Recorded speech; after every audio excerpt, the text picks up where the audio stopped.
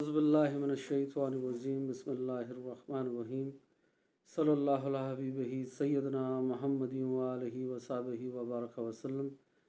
یا اللہ، آپ اپنے صرف نور اور صرف علیم سے مدد فرمائیں گے تو عرض کر سکوں گا۔ آج پڑھیں گے سورۃ ناس کی تفسیر۔ سورۃ ناس مکی ہے اور اس میں 6 آیات اور 1 رکوع ہے۔ سورۃ ناس قرآن مجید کی آخری صورت ہے۔ قرآن مجید کی ابتدا سورۃ فاتحہ سے ہوئی تھی۔ اس میں اللہ تعالیٰ سے مدد طلب کرنے کا ذکر ہے اور سورۃ ناس میں اللہ تعالیٰ سے پناہ طلب کرنے کا ذکر ہے، اور اس کا مال بھی اللہ سے مدد طلب کرنا ہے۔ خلاصہ یہ ہے کہ قرآن مجید کی اول آخر ہدایت یہ ہے کہ صرف اللہ سے ہی مدد طلب کی جائے اور اسی سے پناہ طلب کی جائے، اور ہر مشکل اور ہر حال میں اللہ تعالیٰ کی طرف رجوع کیا جائے۔ سورۃ فلق میں مخلوقات کے شر سے اور اندھیرے کے شر سے اور جادوگرنیوں کے جادو کے شر سے پناہ طلب کرنے کی تعلیم تھی، اور شرور ظاہر ہیں، اور یہ شرور ظاہر ہیں۔ اور سورۃ ناس میں شیاطین کے وسوسوں سے پناہ طلب کرنے کی تعلیم ہے، اور یہ شرور خفیہ ہیں۔ شرور شر کی جمع ہے، اور کچھ شر جو ہوتے ہیں وہ ظاہر ہوتے ہیں، اور کچھ جو ہوتے ہیں وہ خفیہ ہوتے ہیں۔ ظاہر شر تو یہ ہے کہ آپ پہ کوئی جادو کر رہا ہے، آپ کے لیے کوئی بد دعا کر رہا ہے، یہ ظاہر شر ہے۔ اور خفیہ شر یہ ہے کہ کوئی شخص یا کوئی جن آپ کے دل میں وسوسے ڈال رہا ہے۔ تو سورۃ فلق میں مخلوقات کے شر سے اور اندھیرے کے شر سے اور جادوگرنیوں کے جادو کے شر سے پناہ طلب کرنے کی تعلیم تھی، اور یہ شرور ظاہر ہیں۔ اور سورۃ ناس میں شیاطین کے وسوسوں سے پناہ طلب کرنے کی تعلیم ہے، اور یہ شرور خفیہ ہیں۔ ان دونوں صورتوں کی ابتدا میں لفظ کل ہے، یعنی آپ کہیے۔ بظاہر یہ صرف آپ کو خطاب ہے، اور حقیقت میں اس کتاب میں آپ کی امت بھی داخل ہے۔ اس صورت سے مقصود یہ ہے کہ آپ وسوسوں سے اللہ تعالیٰ کی پناہ طلب کریں، جو تمام انسانوں کا رب ہے، اور یہ بتانا ہے کہ تمام لوگوں کو شیاطین کے وسوسوں سے پناہ دینے والا اللہ تعالیٰ ہے۔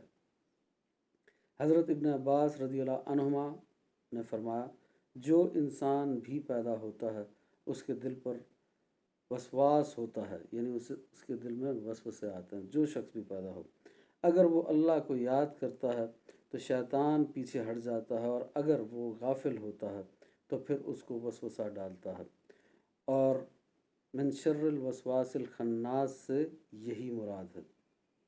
تو جو شخص بھی پیدا ہوتا ہے اس کے دل میں وسوسے ضرور آتے ہیں۔ کوئی ایسا شخص نہیں کہ وہ کہے کہ مجھے وسوسے نہیں آتے، پر اگر وہ اللہ کو یاد کرتا ہے تو شیطان پیچھے ہٹ جاتا ہے، اور اگر وہ اللہ کے ذکر سے غافل ہو جاتا ہے تو پھر شیطان اس کو وسوسہ ڈالنے کے لیے آگے آ جاتے ہیں۔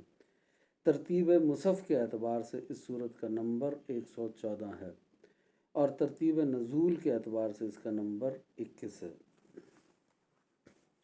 یہ مختصر تعارف تھا سورۃ ناس کا، اور آپ سورۃ ناس کا ترجمہ پڑھیں گے اور انشاءاللہ اس کی تفسیر ہوگی۔ اللہ تعالیٰ کا ارشاد ہے، سورۃ ناس آیت نمبر 1 سے 6۔ اللہ تعالیٰ کا ارشاد ہے، آپ کہیے میں سب لوگوں کے رب کی پناہ لیتا ہوں، سب لوگوں کے بادشاہ کی، سب لوگوں کے معبود کی پناہ لیتا ہوں، پیچھے ہٹ کر چھپ جانے والے کے وسوسہ ڈالنے کے شر سے، جو لوگوں کے سینوں میں وسوسہ ڈالتا ہے، جو جنات اور انسانوں میں سے ہے۔ انسان کی باقی مخلوق پر فضیلت، یہ تفسیر شروع ہو رہی ہے سورۃ ناس آیت نمبر 1 سے 3 کی۔ میں ارشاد ہے، سورۃ ناس 1 سے 3 میں فرمایا، آپ کہیے میں سب لوگوں کے رب کی پناہ لیتا ہوں، سب لوگوں کے بادشاہ کی، سب لوگوں کے معبود کی پناہ لیتا ہوں۔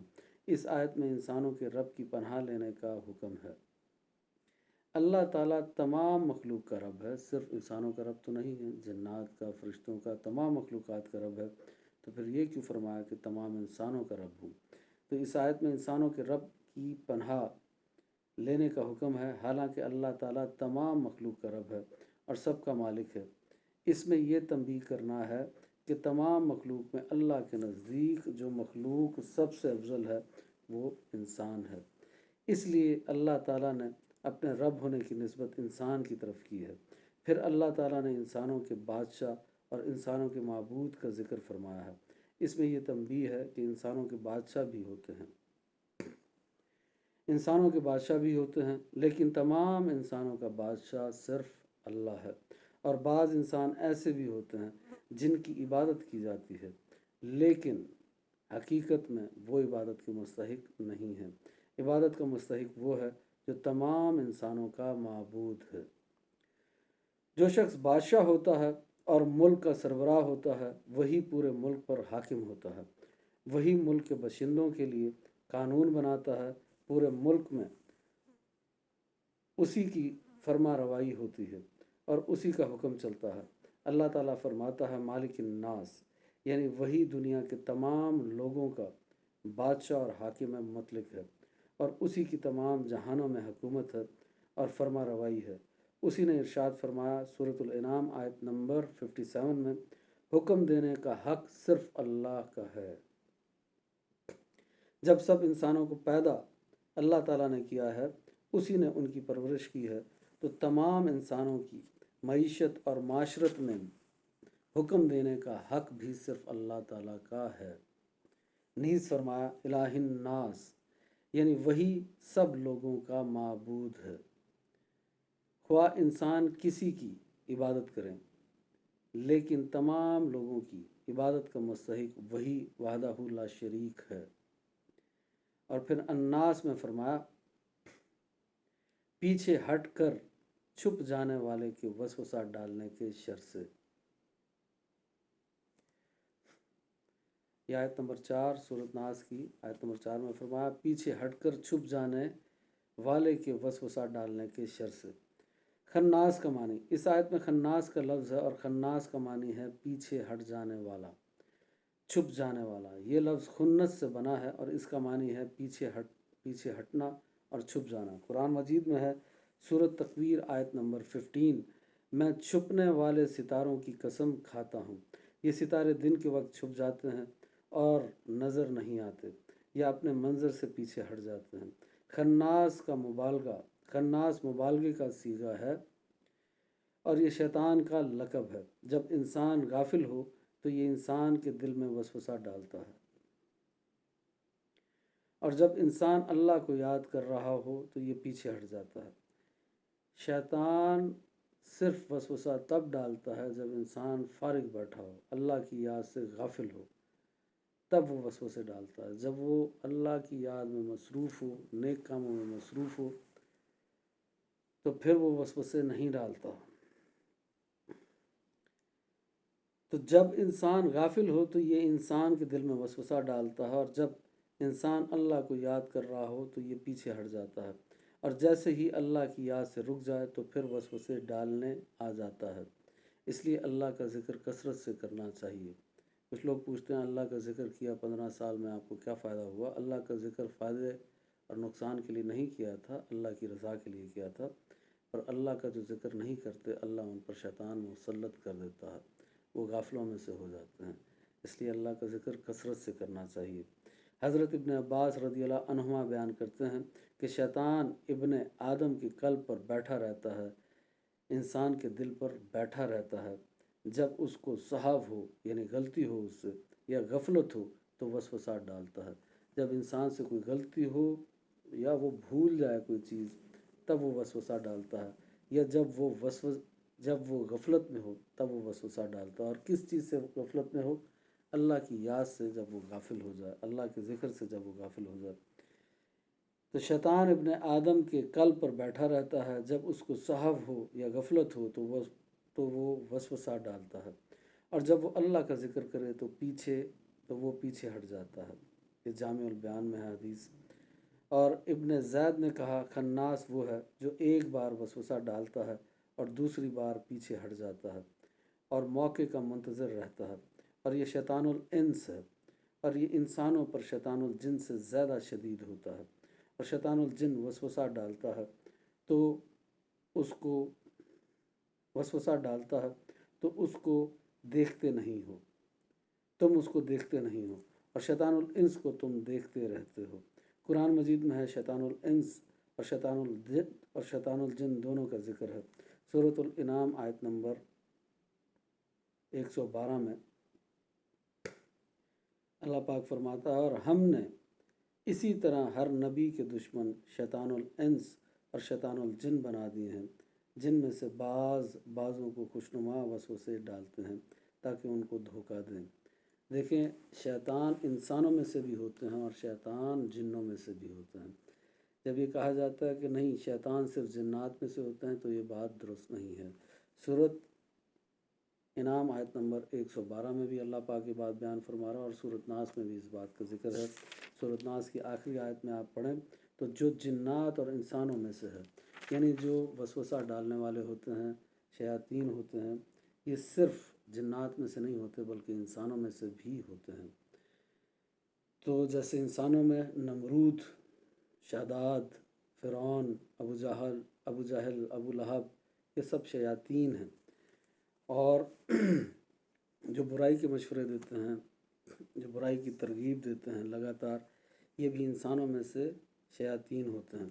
تو صرف جنات میں سے نہیں ہوتے بلکہ اللہ نے قرآن میں فرما دیا ہے کہ شیطان الانس بھی ہوتے ہیں اور شیطان الجن بھی ہوتے ہیں، یعنی انسانوں میں سے بھی ہوتے ہیں اور جنات میں سے بھی ہوتے ہیں۔ اور سورۃ ناس 5 میں فرمایا جو لوگوں کے سینوں میں وسوسہ ڈالتا ہے۔ وسوسے کا معنی اس آیت میں یوسوسو کا لفظ ہے اور اس کا مصدر وسواس ہے۔ اس کا معنی ہے کسی برے خیال یا گناہ کے کام کو دل میں ڈالنا۔ شیطان انسان کے دل میں اللہ کی معصیت کو القا کرتا ہے۔ معصیت کہتے ہیں گناہ کو، اور القا کہتے ہیں دل میں کسی بات کو ڈالنا، یعنی کشف کرانا۔ تو یہ تو کہتے ہیں جیسے اللہ پاک کشف کراتا ہے اپنے اولیاء اللہ کو، نیک بندوں کو، بزرگان دین کو، علماء حق کو، جس کو چاہتا ہے اللہ اس کو کشف کراتا ہے، اعلام کراتا ہے، القا کراتا ہے۔ تو اللہ اپنے نیک بندوں کو کشف کراتا ہے، القا کراتا ہے، یعنی دل میں بات ڈالتا ہے۔ اور شیطان جو ہے وہ شیاطین کو، چاہے وہ جنوں میں سے ہوں یا انسانوں میں سے ہوں، ان کے دل میں القا کرتا ہے۔ تو یہ کہتے ہیں کہ کشف کچھ نہیں ہوتا، تو یہ تو اللہ نے طاقت شیطان کو دے رکھی ہے کہ وہ اپنے ساتھیوں کو بھی کشف کی طاقت دیتا ہے، پاور دیتا ہے، وہ ان کو بھی کشف کرا سکتا ہے۔ تو پھر اللہ کیوں نہیں کرا سکتا اپنے پیاروں کو؟ تو اللہ اولیاء اللہ کو کشف دیتا ہے۔ وہی جو ہے صرف نبی پر ہوتی ہے، غیر نبی پر نہیں ہوتی۔ اور جو اولیاء اللہ ہیں، اہل بیت ہیں، صحابہ ہیں، ان سب پر اعلام ہو سکتا ہے، کشف ہو سکتا ہے، القا ہو سکتا ہے، دل میں بات ڈالی جا سکتی ہے۔ تو یہ تو شیطان کے لیے بھی ثابت ہے، تو اولیاء اللہ کے لیے تو بہت دور کی بات ہے کہ دل میں القا کیا جا سکتا ہے، اور یہ اللہ کی جانب سے ہے۔ تو اس آیت میں ہے کہ کسی برے خیال یا گناہ کے کام کو دل میں ڈالنا۔ شیطان انسان کے دل میں اللہ کی معصیت کو القا کرتا ہے، اور اس معصیت کو خوشنما لباس پہنا کر اس کو اس کام کی طرف راغب کرتا ہے۔ اور ہر کسی کو جو وسوسہ دیتا ہے وہ اس کے درجے کے اعتبار سے ہوتا ہے۔ انجینئر کو اس کے درجے کا اعتبار کا وسوسہ آئے گا، ڈاکٹر کو اس کے اعتبار کا آئے گا، جاہل کو اس کے اعتبار کا، اور عالم کو اس کے اعتبار کا۔ اور خوشنما وسوسہ کیا کہ ضروری نہیں ہر دفعہ صرف برائی کا ہی وسوسہ دے کہ زنا کرو، چوری کرو، ڈاکے ڈالو، غیبت کرو۔ کبھی اچھے وسوسے بھی دیتا ہے۔ مثال کے طور پہ عالم کے ذہن میں کیا ڈالے گا کہ آپ بہت بڑے عالم ہیں، متقی ہیں، پرہیزگار ہیں، آپ بڑا اچھا ترجمہ اور تفسیر پڑھاتے ہیں۔ عجیب عجیب وسوسے، اس طریقے کے خوشنما وسوسے بھی دیتا ہے، جس سے انسان میں فخر اور تکبر پیدا ہوتا ہے۔ تو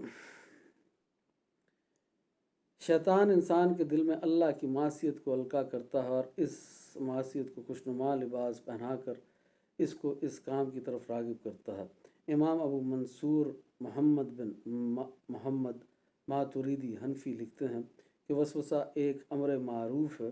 شیطان انسان کے دل میں ایسی باتیں ڈالتا ہے جس سے وہ اپنے دین میں حیران ہو جاتا ہے، اور اس کے دل میں بری خواہشات ڈالتا ہے، اور اس کو برے کام کرنے کی ترغیب دیتا رہتا ہے، برے کام کی طرف راغب کرتا رہتا ہے۔ اللہ تعالیٰ نے حکم دیا ہے کہ جب شیطان انسان کو برائی کی طرف راغب کرے تو انسان کو شیطان سے اللہ کی پناہ طلب کرنی چاہیے۔ سورۃ الاعراف آیت نمبر 200 سے 201 میں اللہ پاک فرماتا ہے، اور اگر شیطان آپ کو کوئی وسوسہ ڈالے تو آپ اللہ کی پناہ طلب کریں، بے شک وہ بہت سننے والا بے حد جاننے والا ہے۔ بے شک جو لوگ اللہ سے ڈرتے ہیں جب ان کو شیطان کی طرف سے کوئی گناہ کا خیال آتا ہے تو وہ اللہ کو یاد کرتے ہیں، پھر یکا یک ان کی آنکھیں کھل جاتی ہیں۔ تو اس میں یہ اشارہ ہے کہ جب آپ کو وسوسے آئیں، برے خیالات آئیں، تو آپ اللہ سے ڈریں اور اس سے مدد طلب کریں، تو فوراً وہ وسوسہ دور ہو جائے گا اور آپ کی آنکھ کھل جائے گی۔